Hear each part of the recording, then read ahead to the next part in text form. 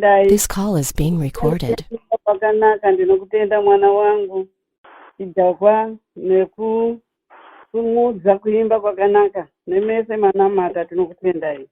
Mufaro wangu kuti ndiwo pamberi penyu ndichigoerana shoko randazwa mumwoyo mangu ndinotanga kuparidzira inini ndozofunga kuti ndikaparidzirawo vamwe wangu ndofunga tinonzwanana uye hakusi kuti shoko iri inyowani isaru kungochiyeuchidzana chete kuti tigare takaziva. Munorinzwa, munoverenga, vanogona kuverenga zvavo mazvita. Ndinofunga kuti shoko rangu musoro wenyaya wangu ndati upenyu hwedu hauna maturo. Ndokumbira mwana wangu Chidhakwa utiverengerewo mavhesisi andakupai. Amen. Amandipa mangwanani anondipamidzira mama mungandidzokererewo here ndoverenga kubvira saka chapter 1 kubvira pavhesi 1 kusvika pachapter 2 kubvira pachapter 2 nzwisisi weuchenjeri muparidzi kubvira pachapter 2 kusvika pa9 I think pachapter 2 tobva pa2 kusvika pa9 pachapter 1 vhesi 1 kusvika pa9 anyway unongoerenga kwa zvina basa. Asi nananzwa muchiedhera vana 12 kusvika 14 areke ndiri kuavhireka mati moedzera 12 to 14 mozoenda pavhesi pavhesi 2 vhesi 1 chete mobva mazoenda kumawambo kumoverenga iyoyo 3 mawambo 3 vhesi 19 pamwe chete imwe iyi munozopedzisa tozokutaurira. Nzwisisa uchenjeri chapter 1 verse 1 kusvika pa9 tozoverenga chapter 2 verse 1. Musoro weshoko unoti upenyu hauna maturo verse 1. Mashoko omunzwisiso uchenjeri mwana waDhavhidhi mambo weJerusarema verse 2. Munzwisiso uchenjeri anotaura achiti upenyu hauna maturo, zvose hazvina maturo verse 3. Zvinobatsireiko kuti munhu atambudzike nokuzvinetsa ari pasi pano verse 4. Chimwe chizukuru chinofa, chimwe chichiuyawo, asi pasi panogara pakangodaro kusvikira rini narini verse 5. Zuva rinobuda richidoka, richikurumidza kuendazve kwarinobudira verse 6. Mhepo inobva kumusoro ichienda zasi, yotenderera ichikwira kumusoro, inoramba ichindotenderera kudaro verse 7. Nzizi dzose dzinoerera dzichienda kunyanza, asi nyanza haizari. Kunzvimbo kunoenda nzizi ndiko kwadzinodzokerazve verse 8. Zvinhu zvose zvinotambudzika, kutambudzika kusingataurisiki. Maziso edu haaguti kuona, kunyange nzeve dzeduwo hadziguti kunzwa verse 9. Zvinhu zvakamboitika kare zvichaitikazve, nezvakambogadzirwa kare zvichigadziriswazve. Hapana chinhu chitsva pasi pano verse 10 up to verse 9. Hallelujah. Chapter 2 verse 1 inoti musoro weshoko zvinozivikanwa nomunzwisiso uchenjeri. Chapter 2 verse 1. Ini ndakafunga kuti regai ndizvifadze hangu ndinatse kuona zvakaita rufaro, asi ndakaona kuti zvakanga zvisina maturo. Haleluya. Kozoverengo tina Mavambo chapter 3 verse 19. Sore shoko unoti kurangwa kwomunhu naMwari verse 19. Uchadya zvokudya zvako nedikita, kudzamara wadzokera muvhu, nokuti ndimo mawakabva. Nokuti uri ivhu, saka uchadzokerazve kuivhu. Ngaakomborerwe mashoko ateedza anopera pano mangwanani angu masikati anhu. Haleluya. Amen. Amen. enda ndiwo muparidzi wekutanga right away.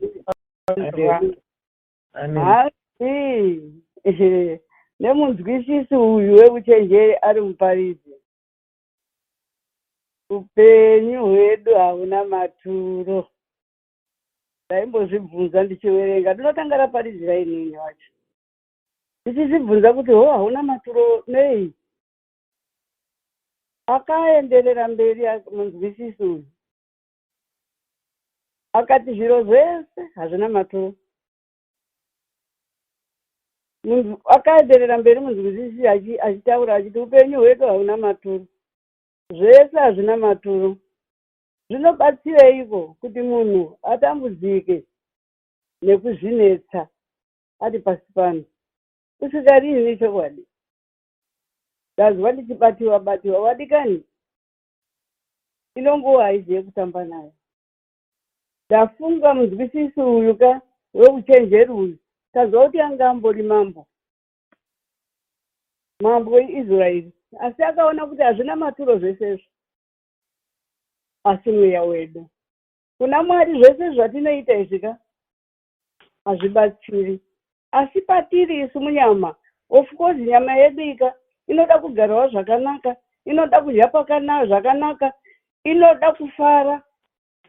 Asi tichenjere kuti kumwe kufara kwacho kunovhiringidza kunhingirika kushandira denga. Pasi pano hapasi pedu wadikani, tine kwatinoenda. Mazuva ekupedzisira kwedu nyama inoigwa muibvu. Mweya iwoyu wakaiswa naMwari ari yemunhu watinowawarira kuti uende kudenga, unozoenda kuna Baba. Wakusvika wakutongwa nezvitadzo zvedu zvatakaita tiri pasi pano. Uyai tiwawarire kushandira denga. Zvepano pasi rufaro rwenyama yedu runongotidzileidzazve kusanamata Mwari kuti tishandire denga, nekuti nyama yedu inoda kufarisisa kukunda mweya wedu. Asi mweya ndiye munhu.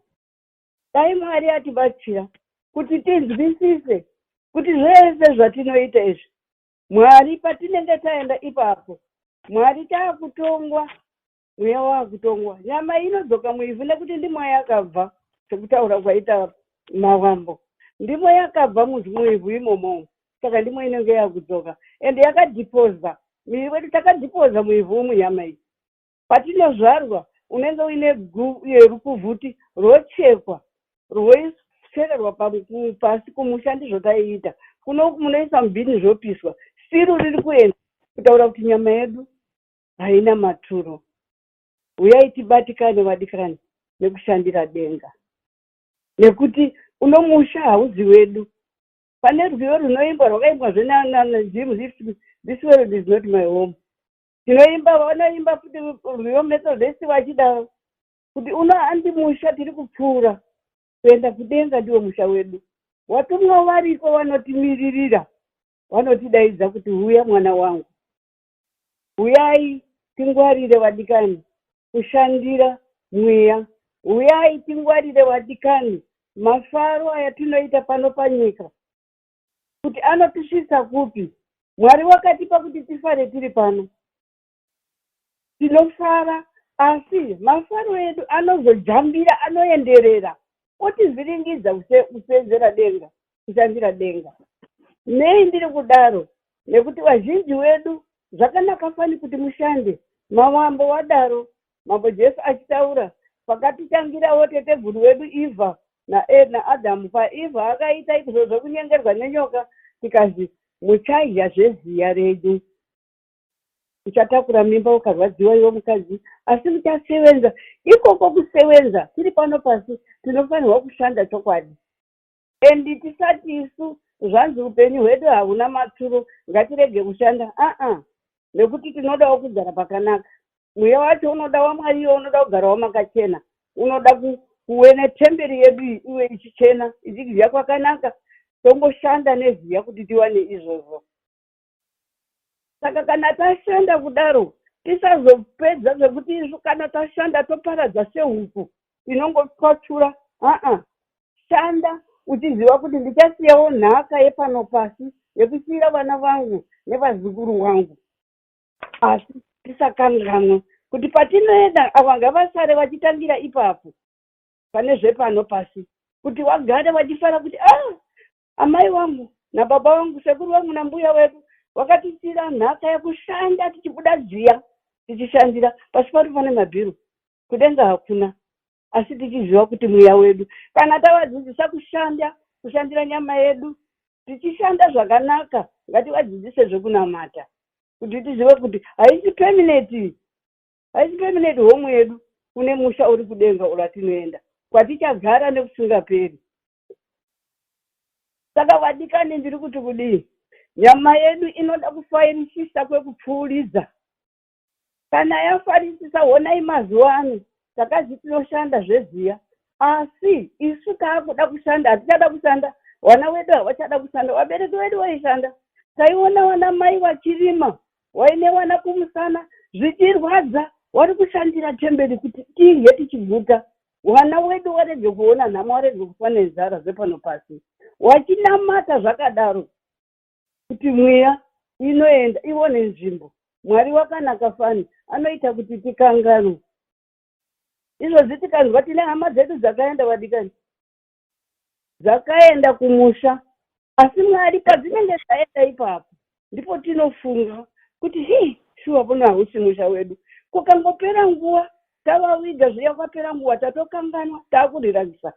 Honai vamwe vari kupfuma nekuuraya hama, nekuuraya vana vadiki. Hanzi ukauraya mwana mudiki anodiwa, mabhucha nyama dzinotengwa, mabhizinesi anobudirira, wakusiya nhaka yakaipa kuvana wako. Havachagoni kushandira mweya, zvakutovhiringidza kushandira mweya. Newewo zvakuti zvakukuvhiringidza kushandira mweya. Mambo Jesu akaenderera mberi Mwari wedu pavhesi 3 apo kuti mweya nhingi ndiye Mwari, ndiye anoziva kuzvarwa kwedu nekufa, ndiyezve anovaka nekuputsa, ndiyezve anopa kuchema nekufara. Vadikani, ndiri kuti ngatifarei, nyama nemweya zvichiri pamwe chete, asi tizive mafariro ekuti unawo semusha tiri kupfuura. Hatigari pano kusvikira riini nariini, nyama inoenda pasi, mweya unoda kuenda kuna Baba. Ngatishandire mweya wedu nguva isipo, tisasvikirwe nenguva vadikani tisiri panzvimbo. Uyai tisagotorane, tidanane, tizwirane tsitsi. Izvo tiri kuita izvi, musati gogoma tatine wari kuti iwo ngatinamate, inga tiri kunamata vanezuva nezuva, munamati adaro kuti tinouya tichinamata. Dzimweni dzenguva ngatizvipire, tisadzongonyedzwe nezvepano pasi zvinopfuura, asi zvinoda kuti tishande, tigare, nekuti tikasuwazve, tikasekwazve, tatadza kushanda, hatigoni kushandirazve Mwari. Zvinotivhiringidza, taakungogumbuka, taakumutuka Mwari wacho. Uyai tishandire denga vadikani, uya zvichipo, nguva ichipo, tifambe. Kana kuuraya kwanyanya, ende hatisisina nguva yakareba. Eta kudhara waiti ukazwa kuti hama yafa, tinotovhunduka. Iye zvino tinovhunduka sevanhu venyama kuti ndipo tinoti oh my God, hatisi kugara pano, tiri kuenda. Asi uyai tizviwe kuti unomusha hausi wedu, tiri kupfuura. Tinokutendai wafundisi wedu nevamwe wese munongotisundumidza muchikotunga mune mabasa. Remember ndinozwa Pastor Makone achiti ndiri busy, ndazodai ndaita sei, asi anofamba ese maprayer line. Uchingozwa kuti tinokutendai nevamwe wese varipo munoerenga Bible, nevamwe wandisiri kududza nemazita, mundiregerere. Kushandira upenyu ihwo, kushandira upenyu wachiziva kuti uno hausiri musha wedu, tiri kupfuura. Chimwe nechimwe chine nguva yacho vadikani. Uyai tizive kuti tiri kuenda. Ndiri kuda kungokufungidzai kuti tisarivare. Honai vamwe vanhu vari kushudwa, honai vanhu izvo vari kuitwa. Kufa hakuchamboti pai wakutozeza nekuvhura TV nekuti tine kwatiri kuenda vadikani. Ngatizive kuti tine kwatiri kuenda. Munzwisisi weuchenjeri patuwa paakazodaro akati ini ndakafunga kuti regai ndimbofadza hangu ndinatse kuona zvekuita zvekufara, asi ndakaona kuti hazvina maturo. Akazviona kuti hazvina maturo. Patwerupo pamwana wangu wajamba panoti ini munzwisisi weuchenjeri ndakange ndiri mambo. Mufunga anga ari mambo. Muri kuona iye zvino izvi ndio mapurezidendi edu madzimambo ezvaakuita. Akurasika. Mwari wakatiisa pano. Tichishongedza zvipi maruwa ake anomuka achibhuruma asi achizosava achienda. Akatiisa pano kuti kana tiri ngoya tiri pamaruwa iyoyo nyama nemweya zviri pamwe chete toshandira zvese kuti nyama inoda kusiirwa asi zvikuru mweya yedu. Tisazorasika vadikani. Tisazodududza vadikani. Ndakange tiri kumusha tiri kukambuzvuma zvandifungidza rimwe gore kuma 80s uko 1980 something kwakatanga kuti kuri kusonwa mapisi. Vakuino umwe mudzimai weRoman Catholic. Mudzimai uyu aisona mapisi achiendesa pagreni paya. Saka wepagreni waizoti kana wakasona wakavapa zvikwereti zviya neFriday wanoenda kodi kokurekta mari. Mudzimai uyu anga ane pamiri haticharimembi zvangu kuti pane mwadzingani. Ndiri kuenda kwekuti mudzimai uyu akanga achiparidza akaverenga John 14 baba 1 panoti mwoyo yenyu ngairege kutambudzika zvayo, tendai kuna Mwari mugotenda kwandiri.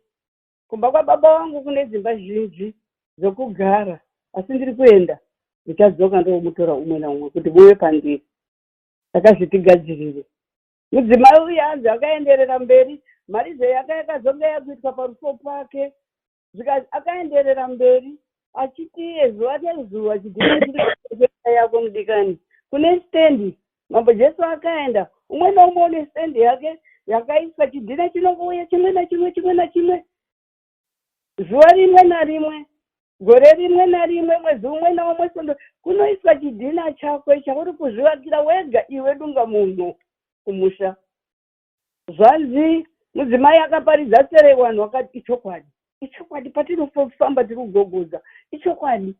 Asi akati ari kokorekta mapisi mari dzake musi Friday kwakauya umwe wakadhiraivha paine zvimiti zvihombe zvaiti kusaidhi kune kusaidhi kwemhiri. Saka akamutipa akaenda akasikwa akagumwa nemotika nepamiri ipapo. Hanzi akaenda kuhosipitari achisvika kugomo akangofa nemwana akangovhurwa afa futi. Wadikani tiri kugadzirira. Hanzi ngatigadzirire mweya yedu. Akanga achigataura nenhiki akafa pakazara aigara section 1 ukambuzuma pakazara pamba pake. Ndakange nditoripo, haisi history yekuti ndakataurirwa, ndakange ndiripo kunhamo hayo paakatsikwa nekuparidza waive weRoma, asi takange tiripo. Vanhu vakaparidza kuti ngatigadzirirei.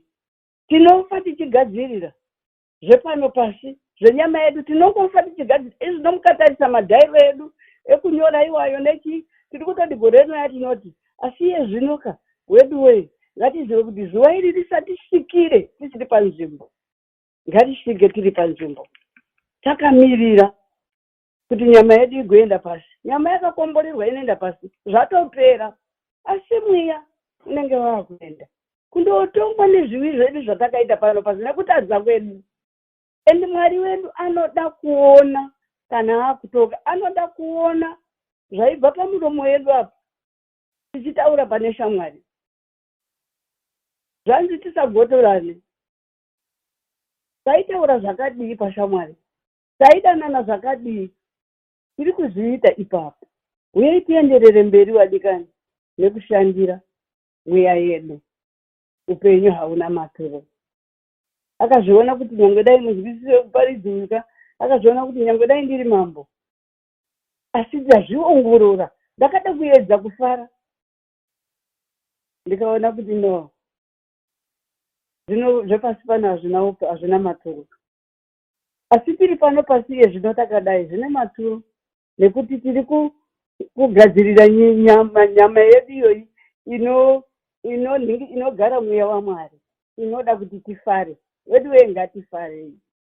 Umwe mutaurizi akadaro akati ngatifarei musanyenda menyu zvinoita kugoma satinisi wamwe unongoratidzawo zvako ukasangana newe kuti wakasununguka umwe unosangana nawe kuti asi atukwa nani asi ndatadza kutaura hausati wambotaura naye woona kungopundumwana kutsamwa zvanzi ngatifare. Umwe akazodaro akati wati kana ngatifarei musi wekunge tadaidzwa taakuenda uyu hasi unoti mubhokisi zviya vanhu vachivhura unotadza kuvhara muromo wako nekuti waitadza kushamba kutaura waitadza kuseka maziso anenge akavhurika hanzi kozivanatsahwira uyai saka taizoona isi wakuru waizotora mvura inodziya here kana tauro rinodziya kuvhara muromo.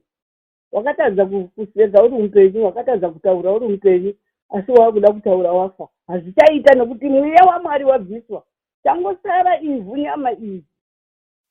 Mweya waMwari kana wakuenda unenge wapfeka nyama yemweya waMwari unenge usisina nyama yedu yevhu iyi ayo. Mwari dai atibatsira vadikani tishandire mweya tisavhiringidzwe kushandira mweya nezvenyika ino uye tisarege kushandazve nekuti hatizogoni kushandira denga. Denga rinoda kushandirwa newe neni dikani tizive kuti tiri kupfuura takafirwa nevadikani wedu ukabva wati ndichasununguka ndichamboedza mvura ndichamedza mate pane kumwe kurwadziwa kunotadza kuti ubvise mate asi Jesu anouya akati ndakakuudzai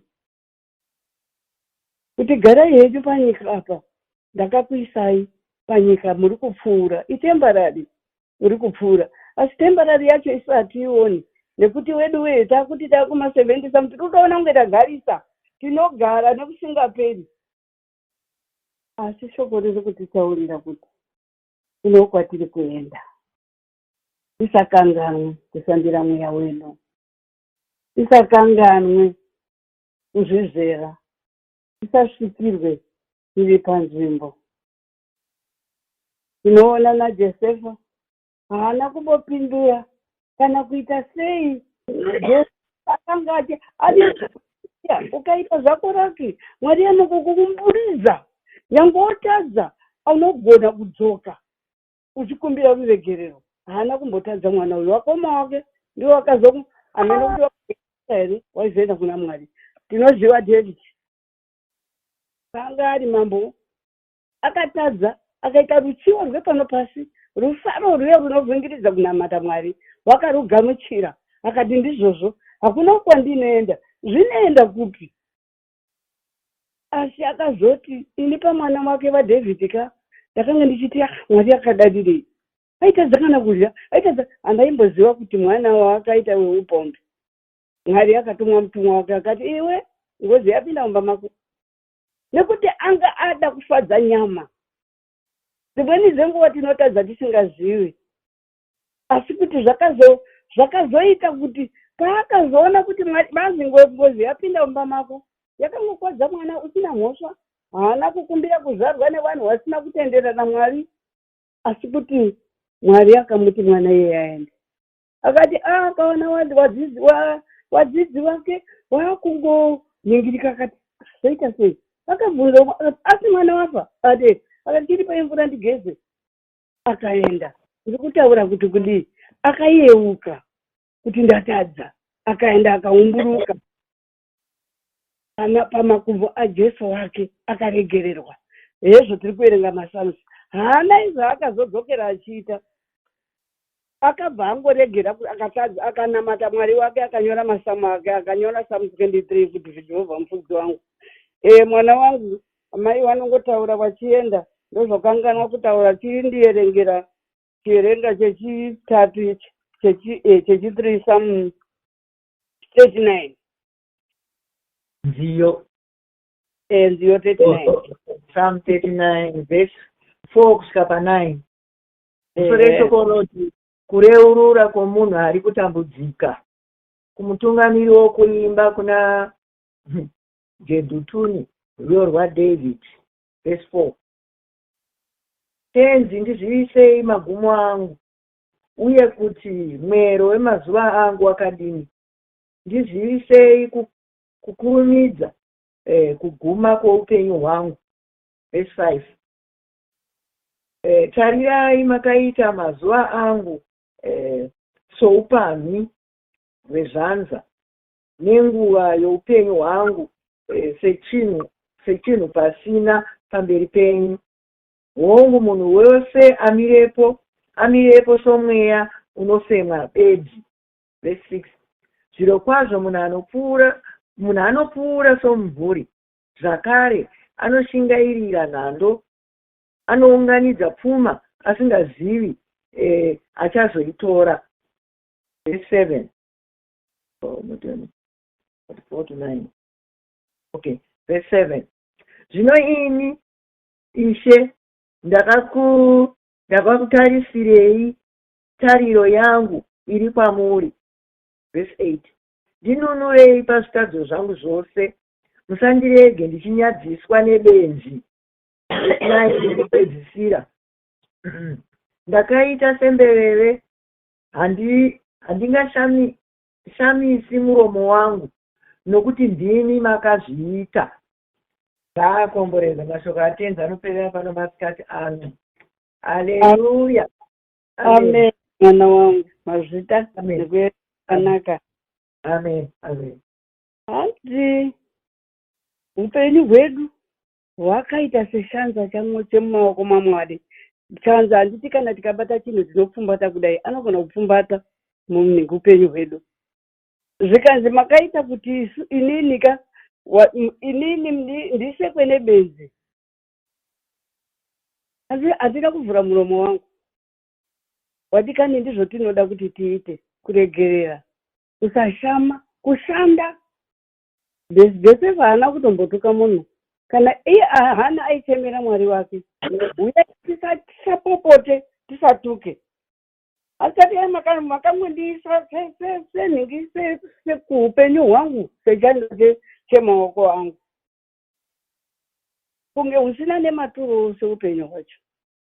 Saka ndiregerereiwo mukutarika kwangu, mukutadza kwangu Mwari.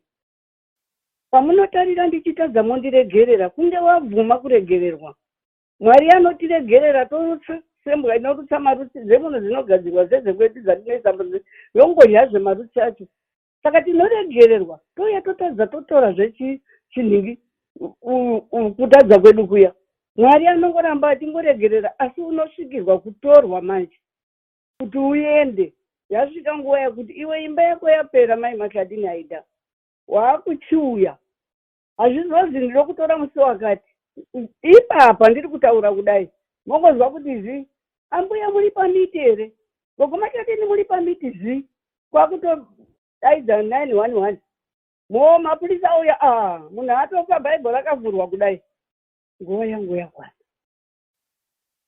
Wadikani, unosekwa nemapenzi iwayo, tokuhosekwa benzi rinokuseka, usapinduri. Iye ari kuti munhu ari kutaura pati, ndakavhara muromo wangu, handinombovhura neanza. Mwari ndiye anopindura. Kana tatadzirwa ziya, tisataure. Mwari ndiye anotipindura. Uyai tifambe nzira dzakanaka dzaizonyorwa naDhavhidhi. Uyai tifambe nzira dzakanaka.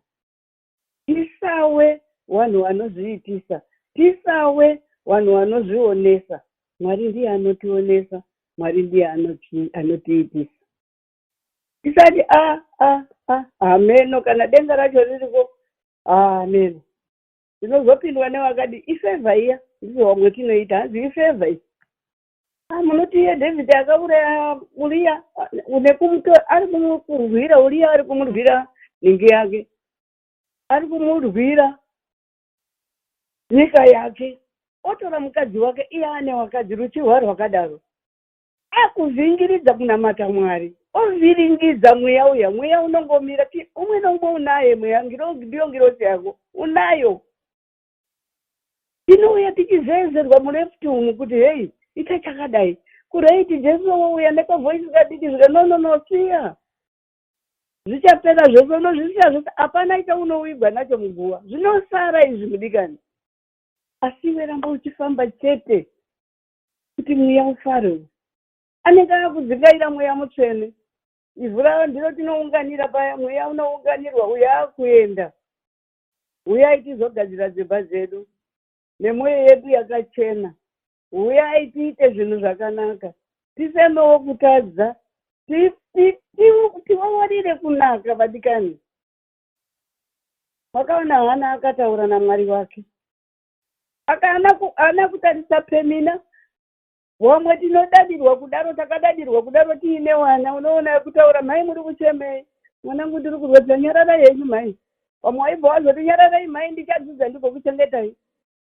zvino mwana wangu uchadzidza here haangatorwi hana umbozvifunga izvozvo akanga achingoti mwari ndipei asi tinozwa kuti akavharwa chibereko nani namwari kuti aone umbowo hwatiri kuita iwowo kuti aone kutidzidzisa kwakanaka wadikani tisavhiringidzike kushandira denga zvepasi zvinonakidza zvinoyewedza hatisi baba ndibaba ndine aiti butterfly muremuremu butterfly inoyewedza stereki asi kai inotanga iri gonye ukaliona riri gonye unotorisema asi ukangoiti tsvata kubata bara indaisimboti sezvinhu zvemachina zvinoatracta maziso edu zvinonakidza mumaziso medu asi ukazvitora so kupfeka panenge takambounzirwa mamwe ndichi neshombo kumusha tichiunzirwa mapatapata manzi waiti ukapfeka panapa ukasvikapo latodambuka kwakuisa zviwaya zviya kupfekeredza zvinopozoita mamhoni manje pakati pezvigunwa apo nekuti nyika ino inotifadza zvinopera zvinosara ngatitiwe tichivavarira kushandira denga wadikani upenyu hwedu hwepasi pano hauna maturo ese honai kuende kuri vanhu mukamboonawo here mapikicha chitarisai kufa kuri vanhu wafuwa kwavari kuita unotouraya mwana wakauraya vana vechikoro vaya kuzi mabhureki izvo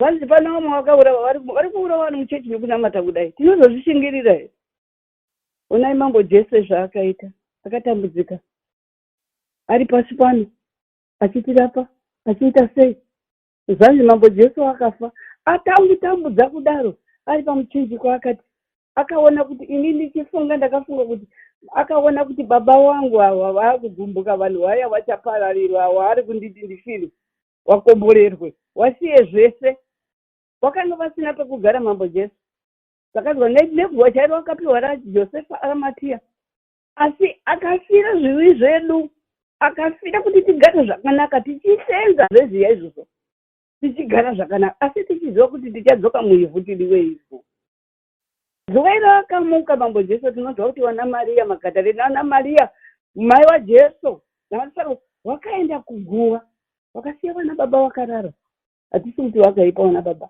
vakaenda kuguva vakaona vakanga vari munzira vainetseka kuti dombo tinoribvisirwa nani koiri rakaiswa ipapa asi vakaenda vakaona patoenengirosi Jesu wamuka madzimai Mariya samai vakatapura kuchema akati weduwe toita sei hanzi akaona Jesu akamira hana mumuziva kuti ndi Jesu hanzi akati Mariya mai unochemengo akati dauya kuzotarisa mukadzi wangu asindaona muchisina ndofunga vamutora kana muri mimba mutora tipeiwe zvenyu kani ndipei ndimutore ndiratidzei kwamamwisa ndimutore akati ndiri Jesu wacho ndiri mudzidzisi akada kumhanya kumubata nekuti akanga asina nyama yedu iyi yasara mubwiro akati Mariya usandibati handisandienda kuna baba wangu enda wataurira hama dzangu kuti tosangana kugarire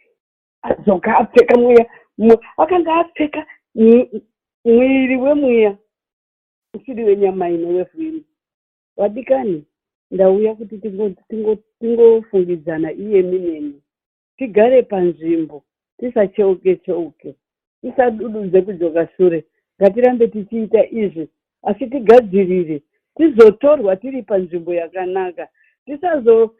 Tinamate kuti Mwari musatitore tiri panzvimbo yakaipa. Tigonamatirana vadikani. Tigozivikanwa zvatiri kuita izvi nekuti tiri kuenda. Nguva yakwana yekuti tiende. Mweya wedu, uzvire tsitsi mweya wedu iyoyo. Unoita kuti uvhure muromo wako, unoita kuti ufare. Takurya, tirimite mafaro, asiri mafaro akanaka. Tirimite upfumi, usiri upfumi hwakanaka. Ngatiise upfumi hwekusiyira nhaka vana vedu kuti vazogara, vazobatikana, vazofara. Ndinoona maIndia baba kwangu vaitengesa dzimba kumusha uko. Vaitengesa, asi vaizwa kuti iyi nhaka yakati iyi zvakachirwa nasekuna mbuya naye wakugowana. Ngatiite izvozvo kuti tigare zvakanaka. Mweya wedu unoda rufaro. Ndinodaro kupupura kwangu vadikani, ndinotenda nekuteerera kungo yeuchidzana hakusi kudzidzisana kuti wedu weye kune kwatiri kuenda. Ngatifunge tisariwari. Jesu Kristu tenzi wedu, nguva ndinoidzorera kune wandipa. Amen. Amen. Amen. Amen.